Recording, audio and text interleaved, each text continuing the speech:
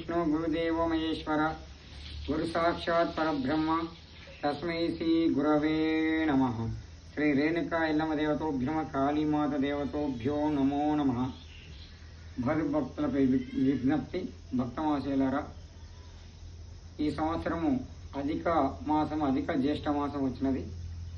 మే 17 నుండి జూన్ 15 వరకు అధిక మాసం ఉంది. కాబట్టి అధిక మాసంలో శుభకార్యాలు అంటే పెళ్లి, వివాహాలు, ఉపనయనాలు, శంకుస్థాపనలు, గృహప్రవేశాలు చేయకూడదు. భగవద్ధ్యానం అంటే శివనారాయణ అంటే ఇష్టమూర్తి పారాయణ చేయాలి. అది నారాయణమూర్తి పారాయణ చేయాలి. విష్ణుని స్తోత్రం చేయాలి. 33 దీపాలు పెట్టాలి. 33 దానాలు చేయాలి.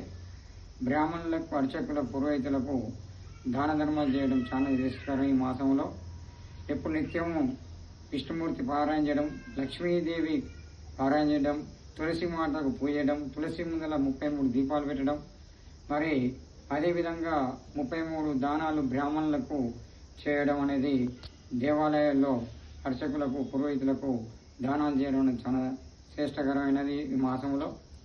అదేవిధంగా గోదానం, ఇంకా ఏదైనా దానాలు, నవధాన్యాలు కానీ ఏదైనా దానాలు చేస్తే ఈ మాసంలో చాలా